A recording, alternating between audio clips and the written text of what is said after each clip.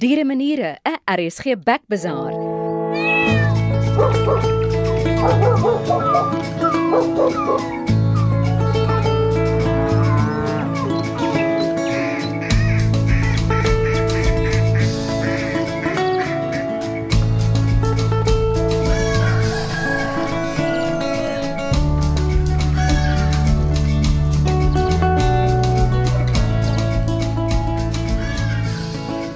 Vandag probeer ons weer vir die dieremaniere leer hier by Dieremaniere. Dieremaniere, want elke dier het 'n manier en die manier maak die dier. Welkom by ons gesprek oor die gedrag van honde, groot honde, klein honde, ou honde, jong hondjies, jou hond, my hond, enige hond. Ek is Elsje van Jaarsveld en die ma van 'n onmoontlike beagle wat ek nooit regtig maniere kon leer nie. Maar na my gesprek met Gideon Beukes vandag is dit duidelik dat die honderas 'n baie sterk invloed op die hond se gedrag het en die motivering van die hond om jou bevele te gehoorsaam is deurslaggewend. Gabby is al dood. Sy was 12 jaar deel van ons lewe en eers hier in die middel van haar lewe kon ek haar beter beheer. Almal in die buurt het geweet, die beagle het alweer 'n gat gegrou en uit haar erf ontsnap. En dan het die straat se WhatsApp groepie gegons, "The beagle is out again." Maar nou eers terug na jou as luisteraar en jou honde wat nog lewe. Ons het verlede week vir Gideon Beukes leer ken. Hy bied hondeopleiding aan en bedryf 'n aanlyn hondegedragskool met die naam 4Voet Skool. Hy ken 'n hond deur en deur. Noem maar op en hy het 'n plan. Die vraag vir sy kennis is so groot en luisteraars het soveel vrae gestuur dat ons hom weer gevra het om vir Dieremaniere te kom bystaan.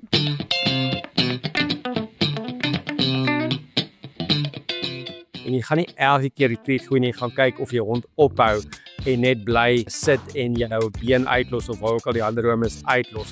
As hy nie, dan gaan jy aan met die treat en so begin jy toets om te kyk of jou hond al net reageer op die nee. Gideon beantwoord vandag spesifieke vrae wat luisteraars oor hulle honde gestuur het en hy gaan spesifiek praat oor besitlikheid. As jou hond baie beskermend is teenoor jou en jou huisgesin, kan dit goed en sleg wees. Maar net gou 'n herinnering aan ons vorige gesprek toe ons ook oor hondegedrag met Gideon gesels het. In die eerste gesprek hieroor het hy veral gepraat oor hoe jy jou hond kan leer om nie meer teen mense op te spring nie en hoe om die skeidingsangs by jou hond te voorkom. Ek dink as jy 'n hond het en jy kan nie jou hond toemaak nie, dan het jy regtig die leiersels laat gaan met jou hond se opleiding, want dit moet moontlik wees vir almal, al is dit vir net 5 minute, om jou hond te kan toemaak sodat jy die gaste kan inkom.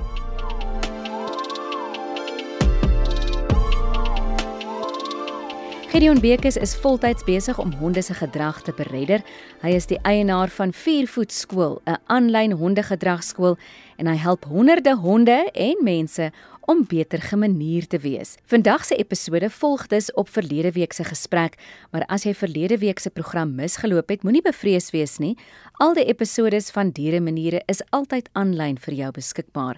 Ons is op Spotify, YouTube, SABC+ of rsg.co.za. Soek net na Dieremaniere.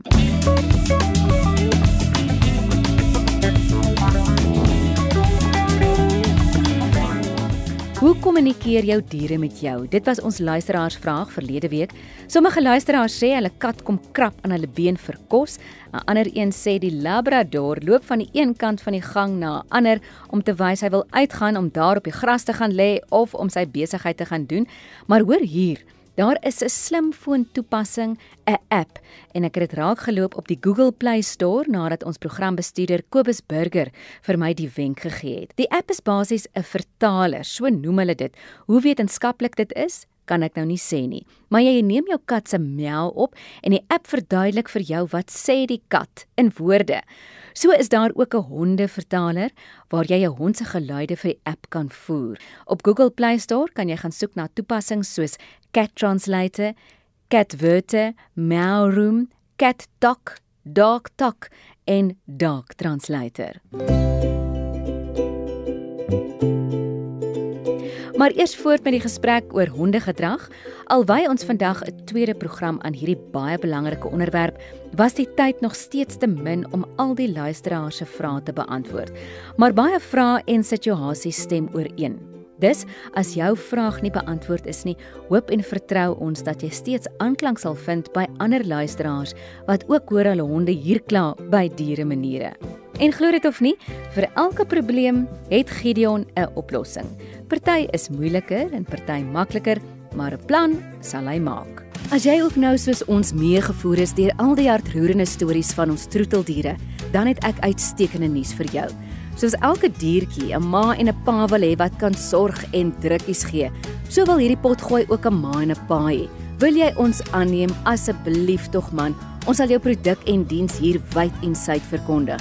So as jy wil adverteer, stuur 'n e-pos na info@rsg.co.za. Kyk hoe waai my stertjie nou.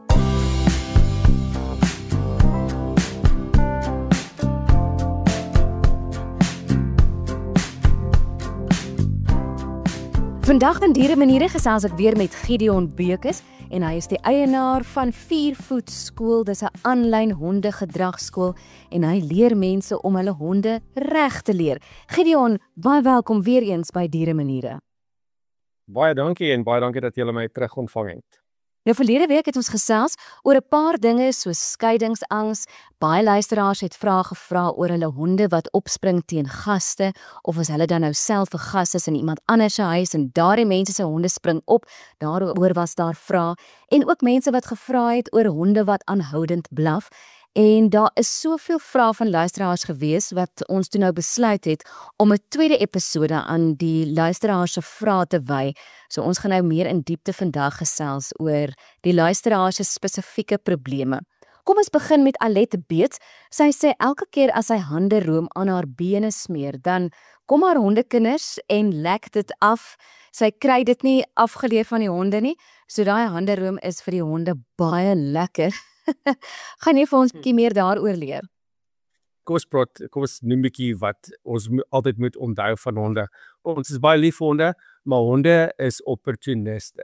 Dit beteken hulle gaan wat jy ook al toelaat vir hulle, gaan hulle doen. En as jy nie dan iets vir hulle leer of iets vir hulle sê wat hulle nie moet doen nie, dan gaan hulle dit anders. So kom ons vat byvoorbeeld die voorbeeld by die hek uithardloop, of kom ons sê jy het 'n hond wat jou by die deur uit, of as die deur oop gaan, dan stoot hy jou uit die pad uit en hy storm uit.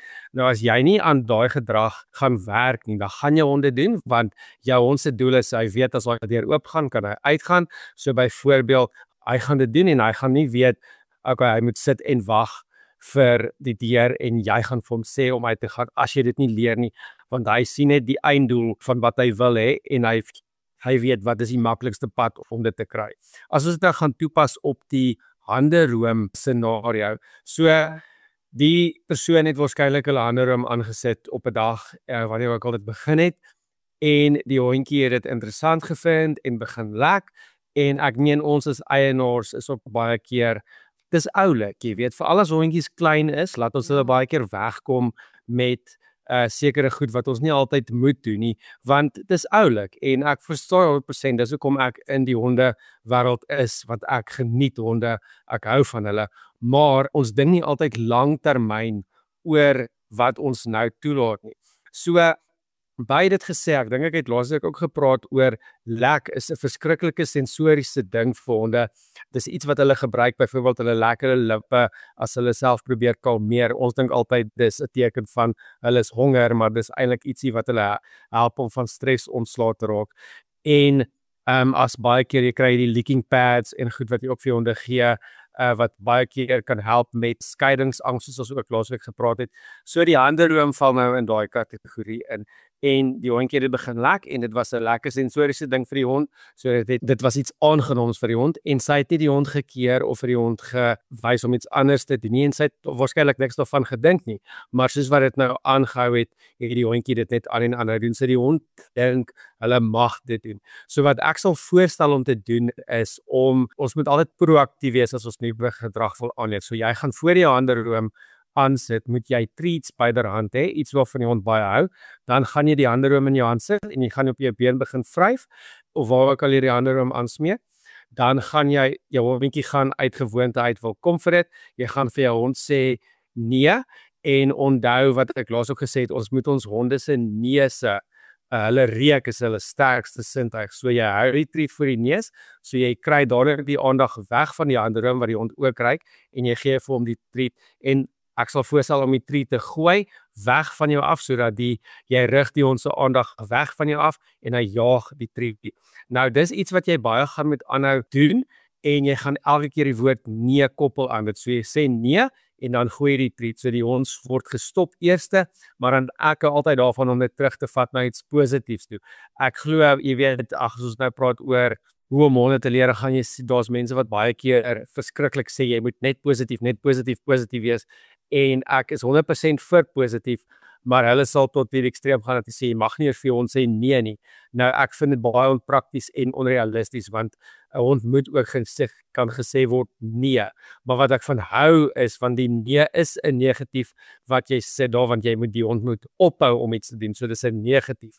Maar ek hou daarvan om dit dadelik te verander na iets positiefs, soos jaag die treat, en dan gaan jy hierdie proses aanhou, en natuurlik wil jy nie heeltyd afhanklik wees van die treaties so om by die einde van hierdie uit te kom, maar dis nou na 'n hele paar keer, ek som dit nou baie kort op, dan gaan jy begin sê nee, en jy gaan nie elke keer die treat gooi nie, jy gaan kyk of jy hond ophou en net bly sit en jou been uitlos of waar ook al die handroom is uitlos. As hy nie, dan gaan jy aan met die treat en so begin jy toets om te kyk of jou hond al net reageer op die nee en nie. Dit klink nou 'n baie goeie plan. Verlede week het jy ook verduidelik dat mens dit oor en konstant moet doen tot 20-30 keer voordat die hond die assosiasie maak.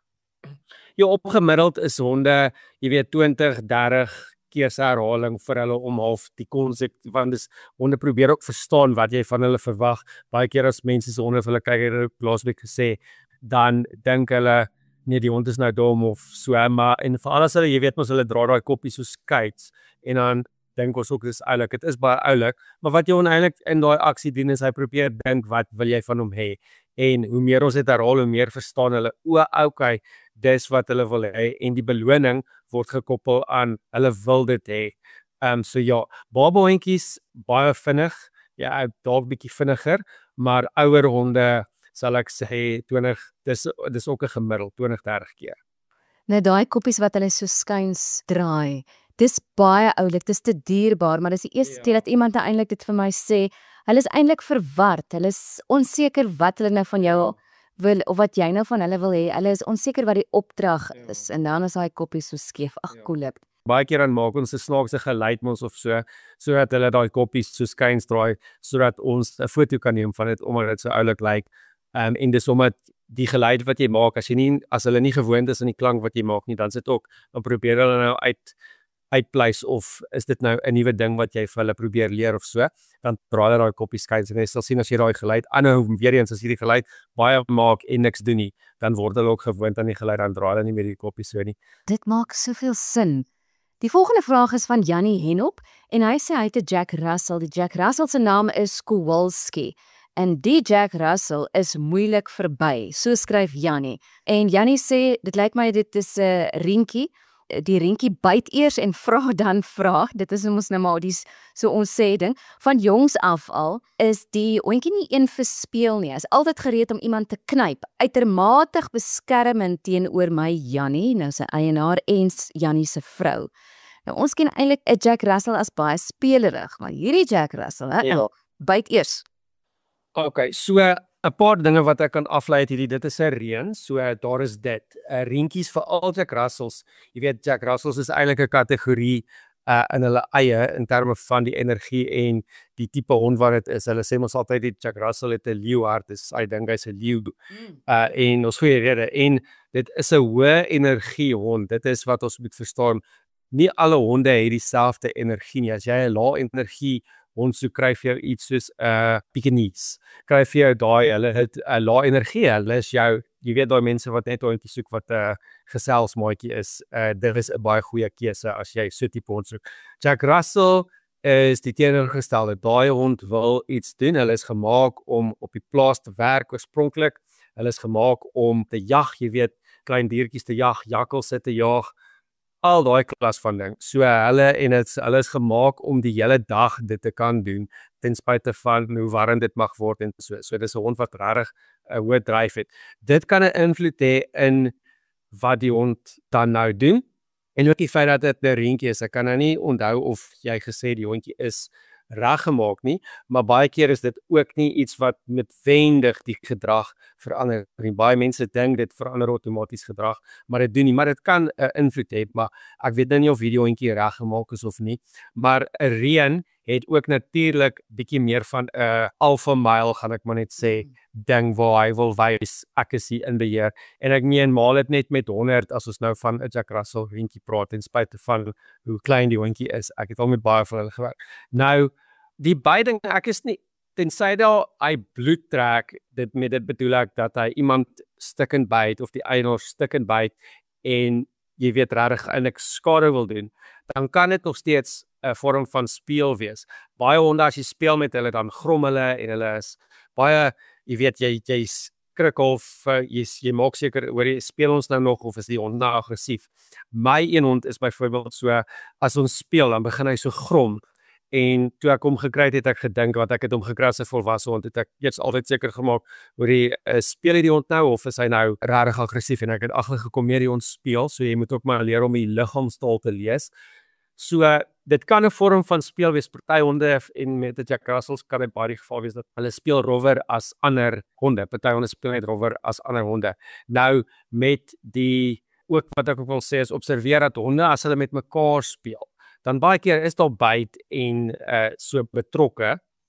So dit kan normaal wees. En wat ek sal sê as dit jou seer maak, maar dis nie dat hy wil skade doen, jy wil net speel, dan is dit weer eens daai in Engels noem ons sê ons redirecting. So plaas die fokus op iets anders, so proaktief 'n speelding, 'n takding, iets wat dalk 'n geluid maak as die hond van geluide hou soos 'n squeaky ding, dat sy aandag op dit gaan en dat hy met dit speel.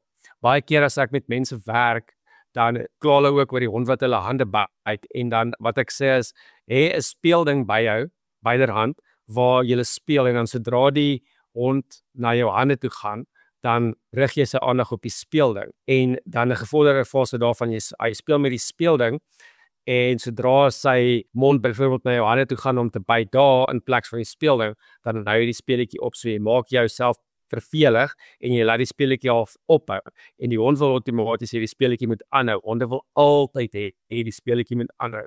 So dan gaan hy wag en dan speel hulle weer en so kondisioneer jy hom vir dit. Die laaste ding wat ek kan noem is dat dit kan 'n vorm van resource guarding wees. Dis iets wat ek ook baie algemeen vind as ek deel met goed soos hierdie waar honde soos dit is. Veral as dit nou jy weet as hy baie besitlik is teenoor die eienaar. Honde is gewoonlik besitlik oor kos, jy weet as ander honde nie naby hulle kosbak mag kom nie, dan begin hulle grom of 'n speelding. Die hond is baie besitlik oor 'n speelding. En die ander ding is wat mense nie altyd oplet nie, is 'n eienaar. So as jy 'n hond het, of dit nou 'n Jack Russell is of enige ander hond is, en niemand mag naby jou kom as daai hond daar is nie. Selfs nie jou familielede of 'n ander hond nie. Dit is nie goeie gedrag om toe te laat nie en jy moet dit aanspreek want dit is jou hond 'n resource guard. Ek kan nou ongelukkig nie aan 'n beter woord dink as dit nie. Met ander woorde, hy sien jou as 'n besitting in daai oomblik en nie as die leier of die eienaar nie. En dis hoekom dit 'n probleem is. So wat ek weet nie of hulle ander honde het of so nie, maar wat ek baie keer vir mense voorstel as dit is, dan sit jy die hond op sit 'n harnas aan, sit 'n leiband aan en dan moet daar 'n ekstra persoon wees of jy as dit 'n klein hondjie is kan die hond vashou en met jou een hand en met jou ander hond speel jy met die ander hond of praat jy met iemand wat ook al die scenario is waar die hond hierdie resource guarding wys. Jy laat hom wys jy is in beheer en dat jy mag met ander goed speel, ander diere speel, jy mag met ander mense interaksie hê en die hond mag nie besluit met wie jy interaksie het nie. Dis eintlik die teenoorgestelde wat moet gebeur. En dan wat ek net wil noem is iets wat ek baie algemeen vind is as om te weet jou hond doen dit baie keer sal jou hond op jou voete gaan sit. Nee, hy sal nie langs jou sit of so nie. Hy sal direk op jou voete gaan sit, gefokus op die ding wat in die omtrek is, waarteen hy jou nou resource kaart. So, dis maar nie alle honde nie, maar dis baie keer wat ek vind hierdie honde wat dit doen, besitlik is teenoor jou. Hulle gaan sit op jou voete en dan hulle aandag is heeltyd gerig op die ding wat in die omtrek is, dat dit nie nader kom aan jou nie. Dis eintlik nog 'n gevaarlike situasie, want as gaste nou na jou toe kom en hierdie hond is besitlik teenoor jou, is dit dan nou reg om te sê dat hierdie hond nou eintlik die gaste sien as 'n bedreiging, so hulle self, dit hang nou maar seker van die hond af, nie skroom om die gaste byt nie. Dit het nou al met my gebeur. Ja, dit is juist die gevaar en dit is hoekom as jou hond dit doen, dan is dit belangrik om die teenoorgestelde vir jou hond te leer. En ons moet altyd in die geval, met alle hondeopleiding, moet ons weet dat al hierdie goeders wat die hond mag doen, is voorregte, dis vryheid. Ons gee ons hond vryheid, maar ons hond moet ook die vryheid respekteer. So as die hond in die omtrek van die gaste wil rondbeweeg en al daai dinge, dan moet die hond respekteer dat jy die mense ingenooi het en hy hoef nie iets te doen soos dit nie, want dit is nie 'n inbreker nie, wat nou 'n teenoorgestelde ding sal wees. Dit is gaste, dit is mense wat jy verwelkom. So jou hond moet jou respekteer in hierdie scenario. So, jy weet, as jy dit nie kan beheer nie, neem jy hond uit die scenario uit, gaan maak jy hond toe. Maar as jy hierdie wil verbeter en wil hê jou hond moet graag daar wees, want jy is die hond gekry vir sosiale interaksie, dan sal ek voorstel dat jy doen presies wat ek nou gesê het, maar jy moet ook vir die mense sê, jy wil graag werk aan jou hondjie se maniere, so as daar iemand is wat jou hondjie kan vashou, en ek praat nie van vaspen soos in, jy weet, jy druk jou hondjie in die grond vas nie, ek praat net van, jy sit 'n leiband aan die hondjie, en jy het beheer oor die hond se beweging, en jy voorkom iets soos wat met jou gebeur het, dat die hondjie jou nog gaan byt. Want dit is iets wat daai gedrag weer gaan laat gebeur. Want wat outomaties gebeur as 'n hond jou byt, jy skrik. En die hond lees hierdie goed baie goed, so die hond wou dit hê. Die hond wou wys hy is in beheer en jy het basies gewys dat met jou aksie dat die hond is 'n beheer en dan om na die tyd te raas is nou maar dis nie die ding jy wil voorkomend wees en jy wil vir jou hond leer dat hy is nie in beheer nie. So jy hou die hond een kant, ek meen ek kan baie dalk oor dit praat, maar jy hou die hond een kant dat hy net die mense kan observeer en jy observeer die hond. Sodra die hond se liggaamstaal kalmer raak, dan laat jy weer meer toe. Dan kyk jy of ek het net nou die dag met iemand gewerk wat 'n worshond het wat hierdie goeders doen. Toe ek hulle gelei want hulle het nou weer advies gesoek oor hulle gaan nou vriende oor en wat kan hulle doen. So toe het ons vooruit 'n plan gemaak vir wat om te doen en hulle was toe baie tevrede na die tyd van hoe dit gegaan het en dit het alles gegaan oor jy vat beheer van die hond en jy gee stelselmatig meer en meer vryheid, maar op grond van wat jou hond vir jou wys. So jy lees ook die liggaamstaal, so jy moet weet as hy skouertjies so styf trek, veral met die Jack Russell, nou jy kan baie duidelik sien as die Jack Russell jy weet, daai liggaam styf is, die ore is gespits, hy leun vorentoe. Sodra hy rustig geraak en gewoonlik 'n ding waarvoor ek uitkyk is 'n hond gaan lê nooit in 'n situasie as hy ongemaklik is met enigiets. Byvoorbeeld as kyk nou as gaste by die huis aankom, die hond is regop. Al het hy gelê en slaap, hy's regop, hy's wakker, hy kyk wat gaan aan. Al daai goeters is normaal. Wanneer die hond gemaklik is met alles wat nou weer om hom aangaan, dan gaan lê hulle. So jy kan altyd uitkyk vir daai tekens dat die hond meer 'n ontspanne liggaamshouding kry en dan kan die leiband bietjie slapper hê. Jy kan dalk toelaat dat die hond gaan snif en so aan en so voort. Maar dit gaan alles oor om die beheer te hou totdat die hond wys hy kan vertrou word. So interessant, goed, en daardie vraag was van Jannie Henop. Die volgende vraag is van Melanie Matthijsen. Sy sê, hulle het 2 honde aangeneem, so waarskynlik weet ons nou nie wat dit is nie, maar dit is waarskynlik 'n kruising, dis 'n rientjie en 'n teefie, soos ek dit nou kan aflei, en die rientjie is 'n darling. Maar as die eienaar, Melanie, haar voet uit die deur uitsit, dan kom sy aangehardloop. Dis nou die teefie wat aangehardloop kom, soos 'n perd. Melanie sê sy is kort en die hond is groot, en elke keer as daar nou 'n ontmoeting is tussen die hond en die teefie, dan spring hierdie teefie en sy hardloop haar omtrent om, maar hierdie teefie doen dit nie met Melanie se man nie.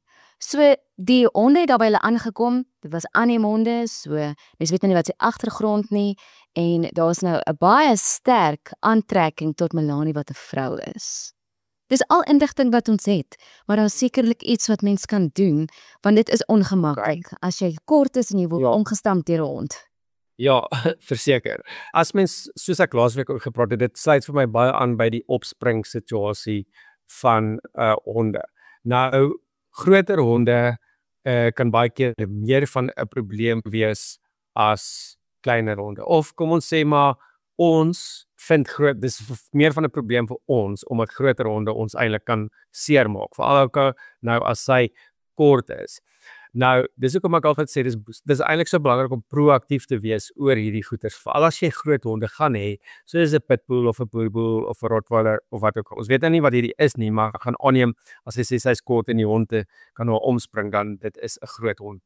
So om proaktief te wees oor hierdie sodat die hond nie daai, jy weet, kan begin inoefen nie.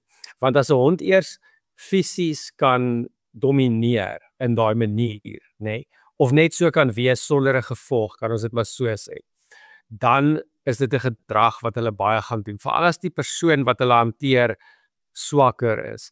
Ek vind dit baie interessant ook, omdat ek met so baie mense met honde werk, soveel jong mans kry vir hulle ouer maas iets soos 'n varkhond, 'n bull terrier of 'n pitbull, want die maas alleen iewers en die idee is nou dat die hond hulle moet beskerm. So dit speel vir my in hierdie situasie of die beginsels is basies dieselfde. En dan 6 maande later en die persoon het 'n probleem want hulle kan fisies nie die hond beheer nie, want die hond is nou net eenvoudig te sterk. As jy van babatjie tyd af daai hanteer het, dan is dit vir jou baie makliker.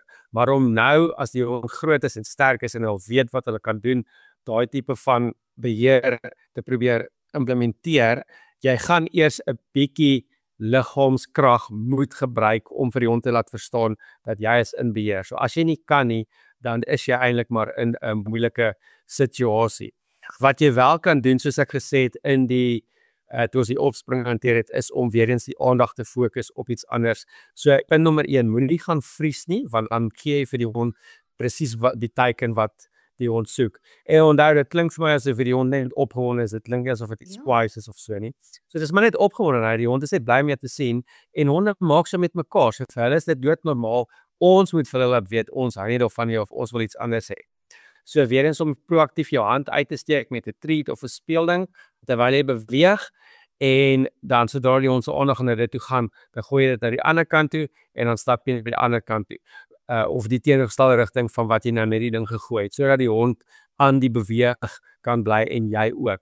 Wat ek ook van hou om te doen is om, as ek nou by mense kom en hulle honde is net so, want jy kan dink ek moet deel met baie honde soos dit, wat groot is en dit doen, dan stap ek om my kar en redelik vinnig, sodat daai opgeboude energie bietjie ontslae kan raak. En dis gewoonlik 'n minuut of 2, dis nie dat die hond nie weer sal probeer spring nie, maar dis baie rustiger en kalmer as wat daai initiële een sou wees. Want as ons stil staan, dan is dit amper soos daai deer in headlights ding, en ons gaan net wag vir die impak, as jy verstaan wat ek bedoel.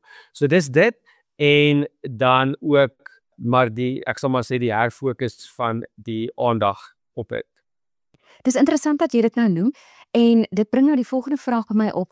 As mens met 'n hond werk om sy gedrag te korrigeer, en jy wat nou met soveel probleme, ek wil amper sê probleme van honde en probleemhonde te doen kry, moet seker nou ook al jou triks reg hê. So jy noem nou so van 'n hond wat daai energie moet nou eers ontlaai, en ek het jou vertel van my beagle dit was baie moeilik om enigiets vir haar te leer, maar wanneer sy moeg was, nadat ons gaan draf het, of nadat ek met haar fiets gery het en sy langs my gehardloop het, sy daarom die leiband het ons haar beheer terwyl ek met haar fiets gery het, dan daarna was sy rustiger en dit was amper makliker om dan vir haar gedrag aan te leer. Is dit so? Moet jy eintlik die hond net rustig kry, sy energie uitkry op een of ander manier, daai energie moet ontlaai, dan kan ons begin werk. Dit is definitief so hoe ek dit kan verduidelik is, as jy hond begin leer, wil jy dinge altyd in sy maklikste vorm hê as wat jy kan en jy wil so half die kriteria verhoog soos wat jou hond beter word met dit. Nou, so ons moet ook soos ek sê altyd met die hoë energie en die lae energie honde, dit is ook nie dat 'n lae energie hond niks energie het nie, mense moet ook dit verstaan. Dit is net hulle is vinniger uitgeput, hulle is vinniger rustiger as byvoorbeeld 'n hoë energie hond wat die hele dag lank amper kan net aanhou en aanhou en aanhou. So om dit maklik te kry of om aan dit te dink aan as jy 'n hoë energie hond het. As hy die hele aand gelê en slaap het en nou gaan jy uit en nou begin die dag. Dan is hy ten volle uitgerus, sy energie is op sy hoogste. So om dan in verskriklike gehoorsaamheid in te gaan en te oefen is nie noodwendig die slimste ding om te doen nie. Ek sal eerder speletjies doen en dan van daar af, soos jy nou net gesê het met jou beagle ook, dan na dit die gehoorsaamheid doen. Maar dis nie dat ons honde nooit moet weet as hulle in daai hoë dryf is om dat hulle nie ook dan selfbeheersing moet kan toepas nie, maar ons begin nie daar nie. Soos wat toe ek my nuwe hondjie gekry het, dit was 'n Vizsla Disappointer, ook 'n hoë energie hond. Eers wat moet ek met die arme hond se energie doen? Dis dit dag in en dag uit. Maar ek grap sommer net. Ek moet realisties wees oor hoe die hond werk. So as 'n babatjie as ons uitgaan was ek nie bekommerd oor al die gehoorsaamheid en dit en dat nie. Ek het seker gemaak dat die hondjie speel en dat die hondjie rondhardloop en goeders jaag en dan tussen in die speel dan sal ek so hier en daar 'n gehoorsaamheid oefen of aan die gedrag werk of enigiets soos dit. En dan soos wat die hond ouer geword het en die hond begin verstaan het wat ek wil hê, soos ek ook vroeër verduidelik het, sodra die hond verstaan wat ek wil hê, so het ek dan dit begin toepas op die tye wat die hond se energie op hoog is, soos byvoorbeeld direk eerste ding in die oggend, maar ek hou dit nog steeds kort. En dis nog steeds nie my norm dat ek nou dadelik die hond gaan verwag, sit en lê en dit nie. Ek sal eers iets doen soos wat jy noem, fietsry of draf, maar so elke hier en daar, dan sal ek dit oefen in 'n hoë dryf scenario, omdat ek wil hê die hond moet wel kan dit doen in daai hoë dryf situasie. En honde leer ook ons patrone baie vinnig aan. So ek het dit gesien byvoorbeeld met my Labrador. Ek het 'n gewoonte gehad om in die oggend 7:00, dan werk ons en in die middag 4:00, want dit het my skedule ingepas. En nou toe op 'n dag toe probeer ek 2:00 of 3:00 ander tyd as wat ons gewoonlik werk. En toe was dit asof hy nou net doof was en toe besef ek, o ja, hy's gewoond aan die rutine, so hy dink nie nou dat daar's 'n tyd nie. So toe ek ook begin besef dat mens moet so spontaan as moontlik hierdie goeders probeer en jy moenie elke dag honde hou van rutine, maar mens moet ook half op sekere tye goeders buite rutine probeer net om seker te maak dat jou hond goed is. En dit hang ook af van persoon tot persoon. Wat ook al jy wil hê vir jou. Jy wil nie dieselfde hê vir jou honde in jou huis as ek vir my honde nie. So jy moet net weet dat op die vlak wat jy jou honde wil hê, jy moet stelselmatig werk na daai vlak toe. En dis soos jy sê, om dit nou net via saam te vat, kry in die begin jou hond moeg maar ook nie uitgeput dat hy niks wil doen nie. So net dat daai initiële energie uit is dit. Maar dan soos wat jou hond beter word, dan wil jy ook hom wel in daai tye oefen. En die rede daarvoor is baie van hierdie probleemgedragte is. Baie van hierdie probleme kom voor in die hoë energie tye. So dis nie dat jy net met middelenergie of daai tye kan werk nie. As dit sin maak. Ja, dit maak baie sin. In Dieremaniere vandag gesels ons met Gideon Bekes en hy lei honde op en veral probleemgedrag wat hy korrigeer en luisteraars het vir ons vrae gestuur. Die volgende vraag is van Alna van Jaarsveld sê, hulle het 'n skaaphond, hulle bly op 'n plaas en hierdie skaaphond kan oral hardloop, maar hierdie skaaphond is byna vasgegom aan hulle en die skaaphond wil nie hê hulle kleinseun, veral hulle kleinseun, moet swem nie. Dan is die skaaphond baie ontsteld. Wat kan dit wees? Nou ek neem nou aan die skaaphond gaan nou nie saam swem nie. So die kleinseun swem nou en dan is die skaaphond nou langs en dalk is daar nou 'n plaasdam of dalk is daar 'n swembad, maar hierdie skaaphond hou glad nie daarvan as die kleinseun swem nie. Nie 100% hierdie enetjie val so in my kraal, want ek het al met baie skaaphonde gewerk wat so 'n probleem het. Ek gaan dit nie eintlik 'n probleem noem nie, probleem is die verkeerde woord, maar ek het ook 'n rukkie terug kliënt gehad wat 2 skaaphonde het wat presies dieselfde doen, presies ook by die swembad. Nou, ons moet eers skaaphonde bietjie verduidelik in hierdie skaaphonde is uniek in wat hulle doen. Hulle is geteel natuurlik, ek meen die naam sê dit vir ons al klaar dat hulle is geteel om skape op te pas. So hulle baie ingestel op beweging. Jy kry skaaphonde wat die kinders wil hulle wil die kinders herd, hulle wil die ander honde herd. Wat is dit? Lei. Gaan men sê hulle wil die honde, hulle wil dit lei en beweging is vir hulle groot ding. Nou met die swembad gaan onneem die hond blaaf verskriklik as die kinders swem. En as die hond ook self nie swem nie, dan is dit nou iets waarby die hond nie kan uitkom nie en die hond wil iets doen aan die beweging. Die hond is geteel om orde te bring in die beweging. Dis 'n herding instinct. Dis nie jagtersinstinct nie. Wat is die woord wat ek soek? Maar ek glo julle gaan verstaan wat ek bedoel. Dis in Engels noem hulle dit die herding instinct en dit is iets wat baie uniek is aan skaaphonde dat hulle so intens is met dit.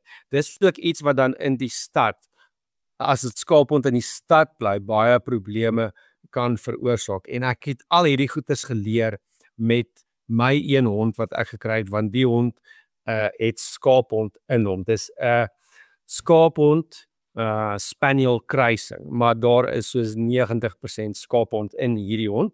In die begin het ek baie mooi hond, baie interessante hond sal ek ook sê. En hierdie hond is gefassineerd met enige vorm van beweging. So ook as hy ander honde sien in die pad, hy is meer gefokus op dit as enige van my ander honde en hy wil dit meer onder beheer bring, as ek dit so kan stel, as enige van my ander honde en dit pla hom as daar 'n heining is of enigiets is wat 'n skeiding is tussen hom en dit dat hy nie by dit kan uitkom nie. So wat mens moet verstaan met skaaphonde, ons moet hulle leer, dis wat die ouens doen in die veld. Hulle leer die hond wanneer hulle moet van hulle verwag word om die beweging onder beheer te bring, wanneer hulle die skape moet gaan lei, wanneer hulle die skape moet injag in die kraal. Hulle leer vir die hond wanneer om dit te doen, want as die hond, dis ietsie wat natuurlik in die hond is, maar vir ons om dit effektief te gebruik in die veld, sit ons struktuur aan dit en dis dan wanneer die honde absoluut vervul. Dis as daai twee goeters in balans is. Nou dis iets wat mense nie altyd in ag neem, want jy weet hoekom is skaaphonde so gewild en hoekom baie mense skaaphonde het, want hulle is fantastiese familiehonde ook. Hulle is regtig liefdevol, saggeaard, loyale honde, maar wanneer daai instink nie vervul word nie of nie gelei word of wanneer ons hulle nie sê wanneer en hoe dit gelei moet word nie, dis dan wanneer hulle jy weet of self, as ons nie vir hom leer wat om te doen nie, dan leer hulle dit self. En dis nou by skaaphonde spesifiek iets wat gaan gebeur. So wat die beste sal wees in die situasie om by dit uit te kom is ook weer eens om die honde op 'n leiband te sit en iets anders te gaan doen, soos gaan speel 'n sniff speletjie. Wat dit beteken is, hê 'n paar treats in jou hand en maar waarvan die hond baie hou en stap weg van die swembad af. Laat die kinders swem, maar gaan weg van die swembad af, laat die hond iets anders doen, maar jy hou beheer oor die hond, want die hond is nou al gewoond daaraan om te gaan blaf by die swembad en dis nou hoe die hond die vervulling kry van dit.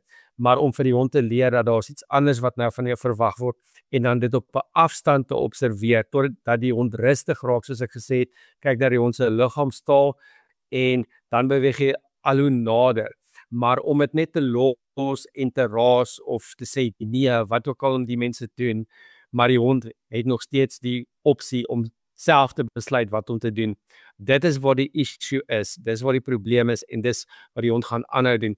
So ons moet die hond leer, weer eens, ons is okay met die beweging en die beweging is nie iets wat hy moet gaan onder beheer kry nie, want dit is sy natuurlike instink om dit te wil doen. As ek iets anders kan uitlig weer vir my eie hond, so ek het twee ander groot honde, Labrador en die Vizsla waaroor ek nou gepraat het, en hulle hou daarvan om mekaar te jaag, nê, soos in daai kringe te jaag in die erf. En dan my ou skaaphond wil soos ek weet nie, slange vang, wat gaan ons sê. Hy wil net dadelik daai onder beheer bring, maar dis nou weer 'n instink van daai ander 2 honde wat ek wil hê vervul moet word vir al die Vizsla. Daai hond is gemaak om te hardloop, so dis vir hom die lekkerste ding om net die grootste kringe te kan maak wat hy kan maak. So wat ek dan doen is, ek doen 'n balspeletjie met my skaaphond, want ek moet nog 'n skaaphond ontmoet wat nie regtig mal is oor 'n bal nie.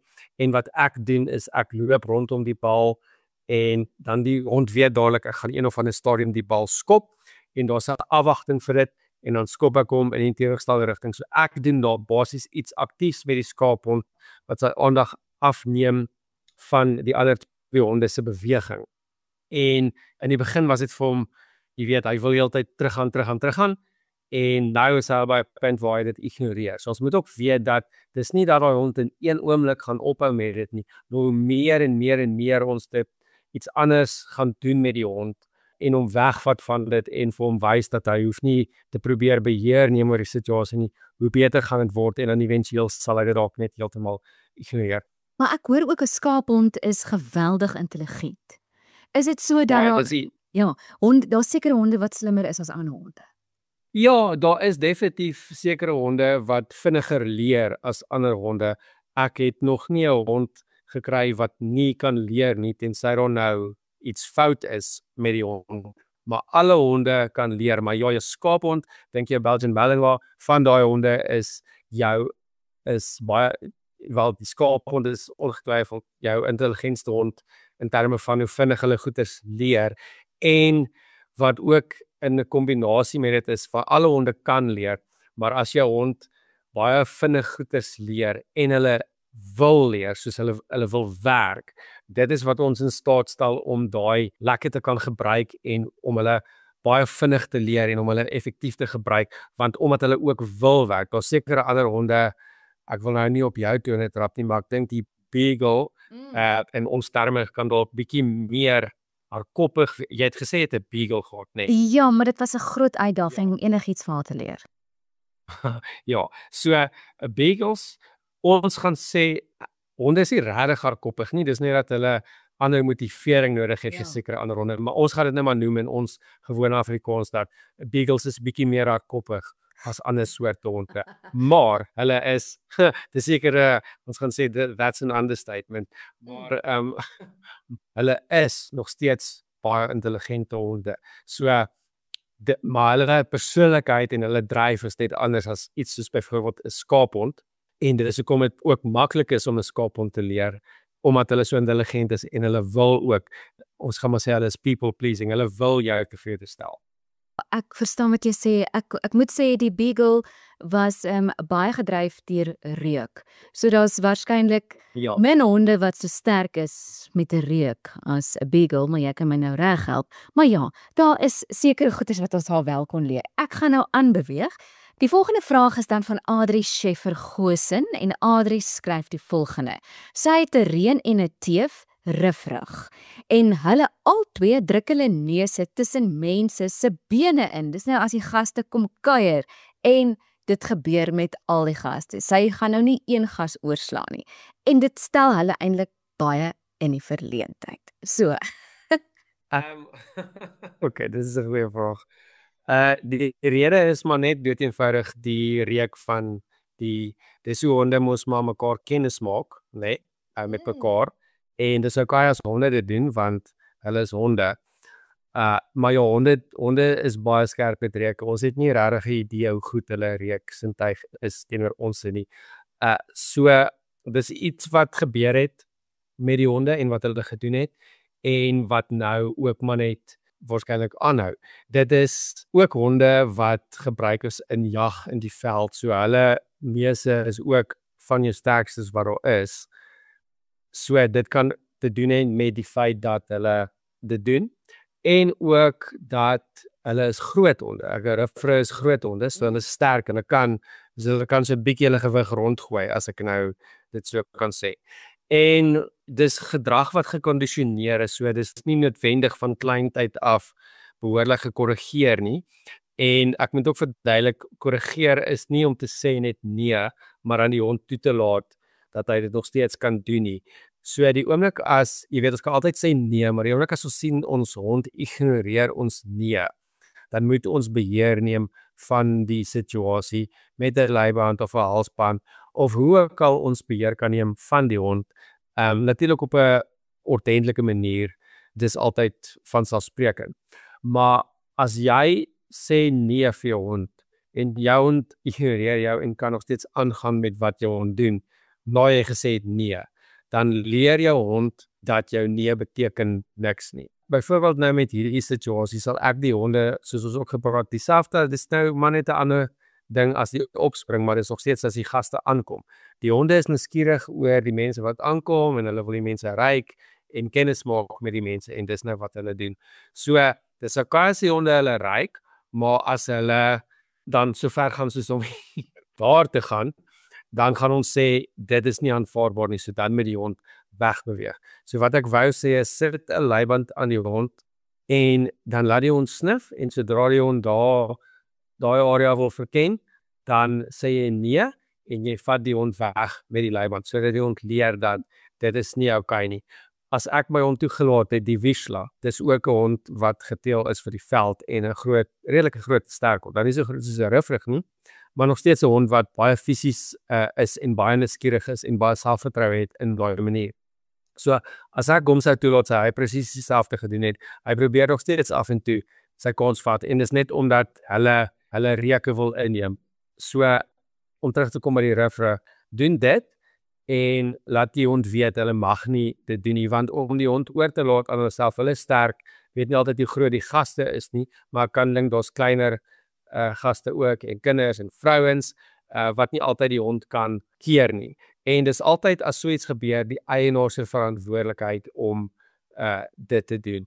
As dit moeilik is om die leibandsscenario te doen, gaan maak die honde, soos ek ook gesê het in 'n ander vraag, gaan maak hulle toe vir 'n paar minute, sperre hulle af, laat daai initiële opgewondenheid eers uit is, laat hulle gewoond word aan die mense, selfs al is hulle toe agter 'n heining of so, hulle kan nog steeds ryk, dat is nuwe mense, hulle kan die reuk ryk, en dan bring hulle uit en kyk of dit beter is. As dit nie beter is nie, gaan na die leiband-scenario toe, maar die belangrikste ding is vir die hond om te weet, as jy sê nee, dan moet hulle wegbeweeg van die mense, en jy gaan dit doen deur gevolg in te stel as hulle nie luister nie.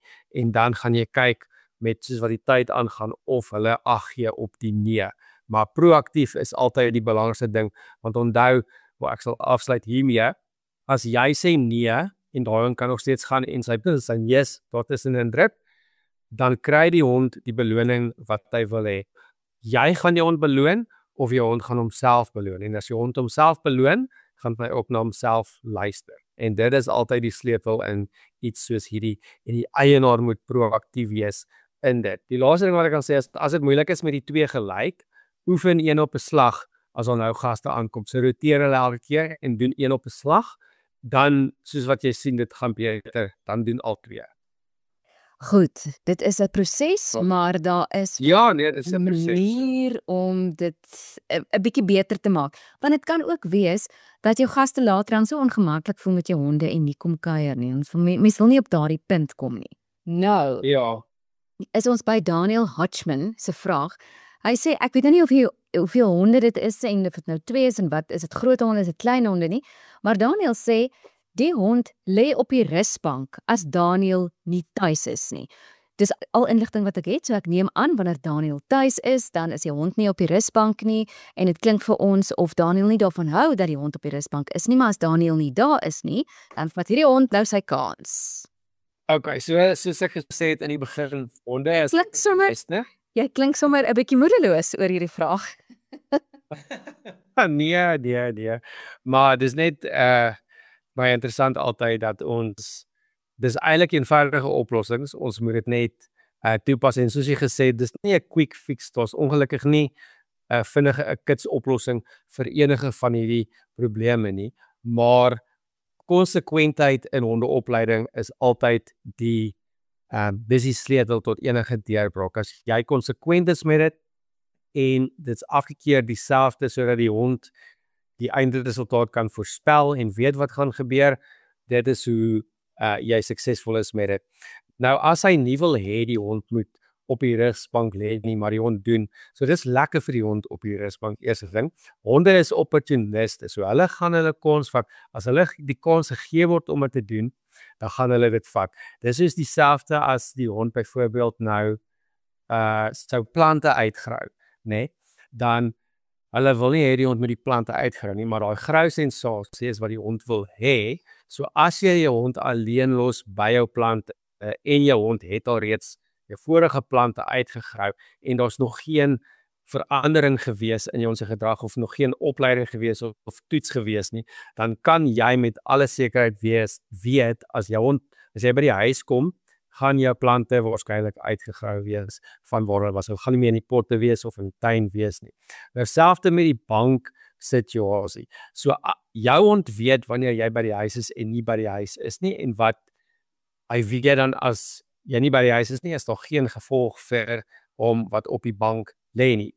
So, om dit kort op te som, jy hond moet die toegang tot die bank hê as jy nie by die huis is nie, want hy het geleer dat hy mag dan op het gaan, so hy doen wat vir hom belonend is, so hy moet nie toegang hê, so jy moet die hond toemaak, of jy moet die bank toemaak op een of ander manier.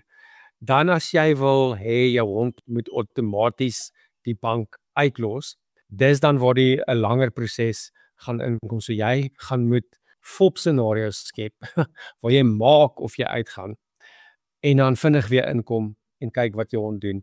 Jy weet wat baie mense ook doen, is, maar vir my of vir hierdie om te werk, moet jou hond al klaar weet wat jou woorde beteken.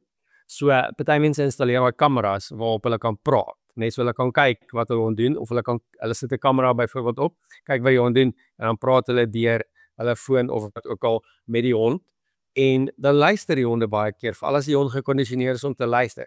So as hierdie ou dit wil probeer, dan is hy welkom om te kyk of as hy sien die hond wil gaan, en hy praat deur die luidspreker, en dan luister die hond dalk, en hy kan dit probeer, maar jy moet weer eens weet, jou hond moet waarskynlik al weet wat jou woorde beteken, en hy moet weet, dis jy wat praat, want jy is dan byvoorbeeld nie fisies daar om jou hond te korrigeer, as jy dit sien gebeur nie. So, dis hoekom ek sê, ek sal eers in die begin FOP-scenario's skep, waar ek maak of ek uitgaan, en kyk of my hond op die bank gaan, jy weet, en dan vinnig korrigeer as ek inkom. 'n ander ding is om iemand te kry, wat jou hond fisies kan stop, en dan maak jy of jy uitgaan, en dan jy sal sien baie keer die hond ignoreer daai persoon, en hy hardloop net na die bank toe, want hy is gewoon, daai persoon is nie in die huis nie, so dit maak en saak nie. En dan sodra daai persoon uitgaan, dan moet hierdie persoon nou die hond korrigeer. So dis 'n bietjie van 'n moeitevolle situasie, maar dit is dit. So as jy nie enigstens 'n proses kan hê wat jy herhaal nie, dan is die beste om die toegang vir die bank te weier vir ons. So hy moet die ander deel van die huis wees, maar nie tot die bank nie, of jy moet die bank toemaak. En dan laaste ding wat ek kan noem is, ons kry goeders wat afweermiddels is vir honde. So jy kry byvoorbeeld hierdie get-off spray, baie keer word dit gebruik ook vir potty training, as jy of om honde te kry om nie op sekere plekke te piepie nie. So, dit is nie 100% sukses, as jy nie niks is ongelukkig nie, dit hang af van hond tot hond. Maar jy kan dit probeer, jy kan een of ander spray probeer, waarvan die hond nie sal hou nie. Ek persoonlik hou nie van dit nie, ek dink dis bietjie van 'n die belofte is groter as wat die produk regtig kan bied, maar iets wat ek vind baie werk is net gewone citronella olie, en baie van die produkte het dit ook in. Honde hou nie van daai reuk nie, so as jy 'n paar druppeltjies op jou bank sit, dan moontlik sal die hond die area vermy. Maar weer eens sê, dit is nie noodwendig 100% sukses nie, maar dis definitief iets om te probeer as jy net 'n afweermiddel wil probeer. Is nie 100% vir die honde nie. Gabby, my beagle het presies dieselfde gedoen. Sy het baie gehou van 'n bank, en wat ek laterand gedoen het, nou kan jy vir my sê reg of verkeerd, ek het my hareborsels op die banke gaan sit wanneer ek nie daar was nie. En dit het haar afgehou. Sy het nie gehou van daai sensasie dat sy dalk op 'n hareborsel kan beland nie. Sy het nie daarvan gehou nie. Is dit 'n plan? of is dit nou eintlik Ja. Ja. Ja, as jy ietsie kan sit wat jou hond ontmoedig om op die bank te sit en dit werk, dan ja, 100% doen dit. Dit is ook maar die idee met die reuk, dat jou hond nie van die reuk van sitroenaleolie hou nie, en dan probeer jy dit so, of pak die bank toe, dat hy nie gemaklik kan lê nie, want die beloning vir die hond is die gemak van die bank. Ja. So dit is die beloning. So om iets hards te sit, ek weet die boeke, enigiets is dit. Maar wees ook so, vir jou het dit gewerk, en dit mag vir baie mense werk, maar party honde is weer eens net een voor ons. So jy weet, party honde kan 'n skuifdeur oopmaak, ander honde staan net en kyk vir jou. So party honde leer hoe om 'n skuifdeur oop te maak, hulle leer sommer hulle self. So party honde kan dalk net gaan en sê, okay, ek kan net hierdie goed afstoot met my neus of so, en dan kan ek in 'n geval daar lê. Of party honde kan net nie gaan dalk net nie omgee oor dit nie.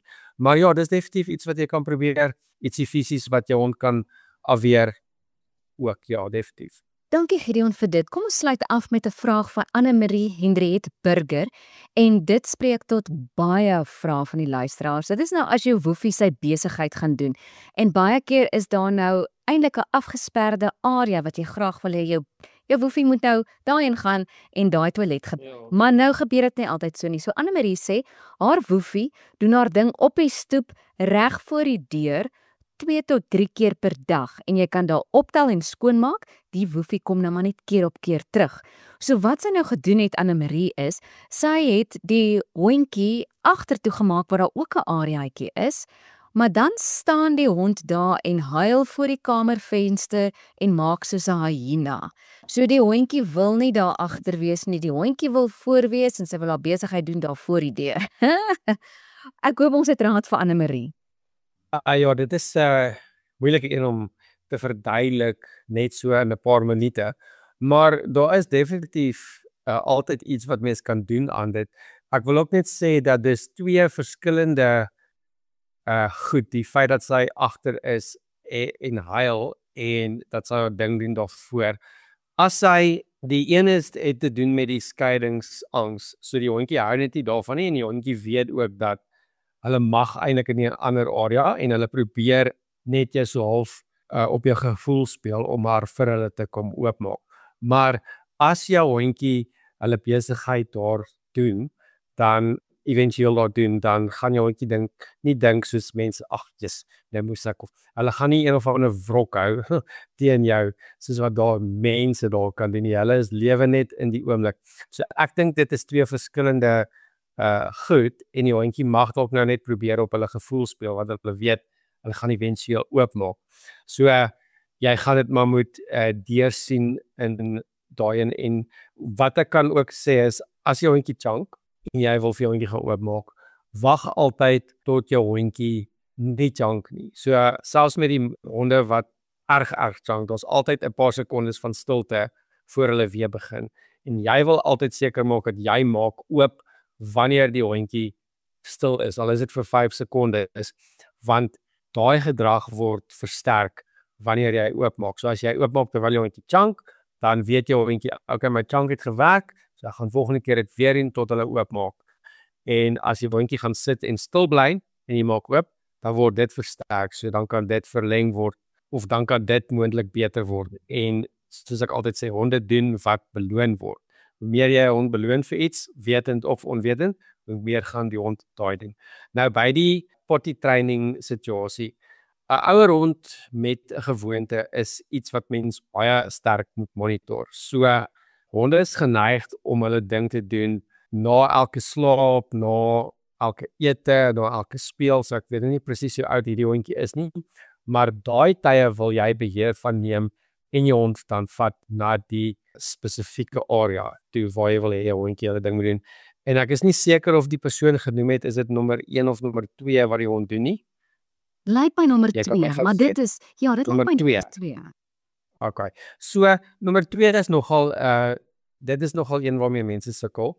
Maar as jy jou hondjie kan kry om in die regte area nommer 1 te doen alreeds, dan want dit is bietjie makliker om daai net reg te kry as die ander een. dan hoe meer jy nommer 1 suksesvol kry, hoe beter gaan dit gaan met nommer 2. Die rede hoekom nommer 2 nie altyd so of bietjie moeiliker is omdat ons weet mos nou nie altyd hoe vinnig ons metabolisme gewerk het en dat hulle nou ook moet nommer 2 nie. Nommer 1 is meer die tye wat ek nou vir jou gegee het, dit is meer voorspelbaar vir nommer 1. En as jy wil fokus op hom eerste en dan wat jy ook moet observeer is jou hond gee aanduidings dat hulle nou dit gaan doen of meeste honde gee aanduidings dat hulle nou gaan nommer 2 doen. Byvoorbeeld my Labrador, hy doen sulke spinne van een hoek na 'n ander hoek, dan weet ek okay, hy is nou in sy ritueel van hy gaan nou sy ding doen. So wat ek ook sal voorstel is om te kyk wanneer as die hondjie dit aandui, wanneer om as die hond enigstens iets is dit het, die ander hond byvoorbeeld hy loop asof hy nou op water loop, so dan weet ek okay, hy gaan ook enige exciting hê. So om net bietjie meer observerend te wees teenoor die hond se liggaamstaal kan vir jou ook aandui en dan vat jy die hond sien toe en jy maak jou ook want jy weet dit is moontlik nou naby.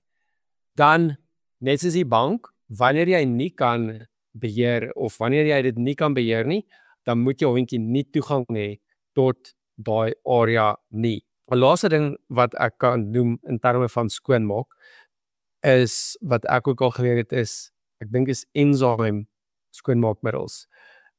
Dis baie sterker en maak meer deeglik skoon as goed soos byvoorbeeld Jik wat ons baie keer gebruik. En ek weet nie of wie die persoon al citronella olie probeer het ook as 'n afweermiddel nie, want dis normaalweg, ek het dit nou gebruik vir die bank, maar dis eintlik wat ek baie keer voorstel vir mense om te gebruik wanneer hulle hond in die huis piepie en op die bed piepie en al goed, om daai areas te behandel met dit. So om daai area dit by te sit, kan ook moontlik help dat die hond die area vermy. Maar dan jy moet dit heeltyd vashou, so elke dag 'n bietjie daarvan in daai area en dan kan jy dit so toets. Ek gaan die hokkie potty training wat as 'n hond eers begin het en die reuk is daar, is nie die van die maklikste goed om op te los nie, maar met konsekwentheid en rutine kan dit beter word. Goed, dit is 'n mond vol en vandag het jy ons soveel geleer van honde. Jy het geleer van besitlikheid, die areas, hondegedrag wat mense in ag moet neem dat die honderas 'n baie sterk invloed het op die gedrag en dat jou omgewing en jou situasie dalk ook sekere gedrag kan uitbring, soos wat jy nou verduidelik het ook van die skaaphond. Die skaaphond wil net al sy mense bymekaar hê. So as die sekere mense nou in die swembad is, dan kan hy nou nie daai ding uitvoer nie. Maar Gideon, ons sê vir jou baie dankie. Mense kan dan verder met jou kommunikeer aanlyn en jou Facebookblad se naam is 4Voet Skool. Is dit waar mense jou kan kontak? Ja, 4Voet Skool, ek weet nie of ek my nommer mag gee nie. Baie welkom. Okay, dis 069-655-7868 en dan kan enigiemand vir my 'n WhatsApp stuur met hulle probleme. Ek help baie mense so. Ek doen ook in-persoon sessies as mense in Pretoria is, maar ek vind baie sukses ook met die online klasse vir mense wat dan verder is. En ook oor WhatsApp gee ek vir mense baie keer advies. My hele doel is om mense soveel as moontlik te kan help met dinge. En dan gaan kyk, ek sit ook soos julle my gevind het op Facebook baie video's. So dis 4Voet Skool op Facebook en ek behoort my gesig behoort daar op te pop en dan stuur vir my dalk 'n boodskap of los 'n kommentaar. Ek gaan noteer dit alles.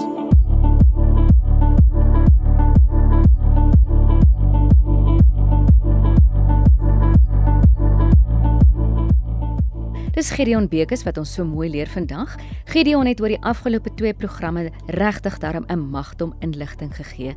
Maar as jy nog iets wil weet of jou hond is 'n unieke kerel, enig in sy soort, kan jy vir Gideon kontak by 069 655 7868. Ek herhaal, dis 069 655 7868.